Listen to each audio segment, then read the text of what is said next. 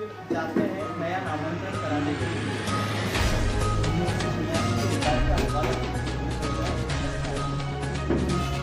वहाँ जाकर के आपको नामांकन करा लेते हैं। इस नाम से पारस मतलब पारस जैन इसमें इन्वॉल्व होता 2018 से।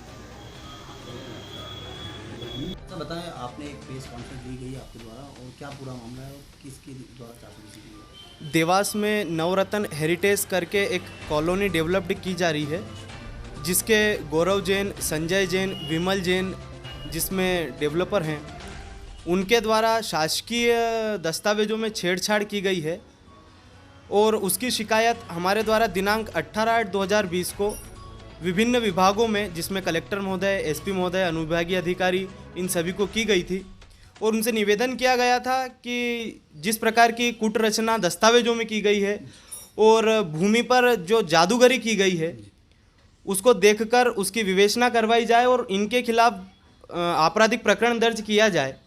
परंतु आज दिनांक तक किसी प्रकार की कोई भी कार्यवाही नहीं की गई, जिससे स्पष्टतया यह दृष्टिगत होता है कि शासन प्रशासन की मिलीभगत से ही इस प्रकार का कार्य, जमीन की जादूगरी का कार्य इन तीनों के द्वारा किया गया है।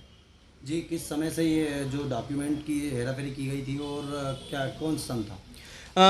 जो दस्तावेजों में जो हेराफेरी की गई है वह 1986 के दस्तावेज हैं, जिसमें हेरफेर किया गया है। उस समय हस्तलिखित दस्तावेज हुआ करते थे, उसका बेजा फ़ायदा उठा करके इन्होंने इसमें कूट रचना की है और यह जो है डेवलपमेंट किया गया है। कहाँ तक जाएंगे आप मैं इस मामले को न्याय दिलाने के लिए, जो मेरे पक्षकार हैं उनको न्याय दिलाने के लिए अंत तक लड़ाई लड़ने के लिए तैयार हूँ। वैधानिक जो भी कार्यवाही करनी है उसके लिए मैं तत्पर हूँ, वैधानिक कार्यवाही करने के लिए। पक्षकार कौन है आपके और क्या नाम है? मेरे पक्षकार जो हैं दीपक पिता शिवा चौधरी जी हैं, जिन्होंने मुझे यह पूरा मामला अवलोकन में लाया गया है, क्योंकि इसमें व्यक्ति जिन लोगों ने प्लॉट खरीदे हैं उनके साथ भी धोखाधड़ी की गई है। इस कारण यह लोकहित वाद भी निर्मित होता है, जिसका मैं उच्च न्यायालय में लोकहित वाद भी PIL के रूप में प्रस्तुत करूंगा। आपका नाम? देवेंद्र सिंह व्यास, एडवोकेट। ये बताया जा रहा है कि एक देवास में आप पे 11 करोड़ का आरोप लगा है कि कुछ जमीन का हेरफेर का खेल है, और एक प्रेस वार्ता लेकर आप पे खुले आरोप लगे। क्या मानते हैं इस चीज़ को और क्या कहना है आपका? ऐसा है कि ये कुल मिला के पूरी तरह से बचकानी हरकत है। कॉलोनी पूर्णतः वैध है। सभी शासकीय विभागों से इसके अंदर अपने को जो एनओसियाँ वगैरह मिली हुई है, नगर निगम को हैंड ओवर भी कर चुके हैं।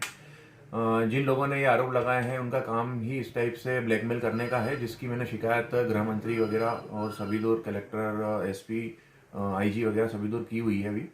और अभी जो आज इन्होंने इस टाइप का जो काम किया है, इसके लिए मैं आगे जाके और कोर्ट में मानहानि का दावा भी लगाने के उसमें हूँ।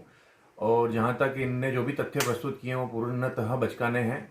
किसी तरह का इस टाइप का कोई कार्य नहीं हुआ है। इन्होंने सिर्फ बदनाम करने की नियत से इस टाइप का काम कर रहे हैं ये। तो इस पे जो भी न्यायपालिका बोलेगी, अगर मुझे नोटिस आता है तो मैं बाकायदा उनको पूरे तथ्य प्रस्तुत कर दूंगा। हमारा पुराना काम है इस टाइप का कॉलोनी काटने का, तो इस टाइप की कभी भी हमारे ऊपर कोई आरोप नहीं लगे हैं। इन लोगों का काम ही यही है, इसलिए ये काम किया। इस कॉलोनी को लेकर पूर्व में भी औद्योगिक थाने में एक मामला दर्ज हुआ था। हाँ, इन लोगों ने कब्जा करने की कोशिश की थी। यही लोग थे वो जिन्होंने कब्जा करने की कोशिश की थी, और इनके खिलाफ वहाँ पे 4 या 5 धाराएं वहाँ पे इनके लोगों के खिलाफ लगी हुई है और मामला चल रहा है अभी वो भी। भाई तकरीबन वो कॉलोनी कितने की, और उस पर जिस तरह से इनका 11 करोड़ का आरोप है, उसमें 3-4 पार्टनर भी हो आप लोग। अब इस तरह से आप पे आरोप लगेंगे तो आप कैसे क्या उसको करेंगे? नहीं, मेरे पास में मानहानि के अलावा कोई अदर ऑप्शन नहीं है। न्यायपालिका पे पूरा भरोसा है मुझे। इस तरह के लोगों को पूरा अपने को जवाब देना चाहिए, सभी को मिलकर खड़े रहना चाहिए और इनको पूरा अच्छे से जवाब दिया जाएगा। आपका नाम? गौरव जैन, कॉलोनाइजर, देवास।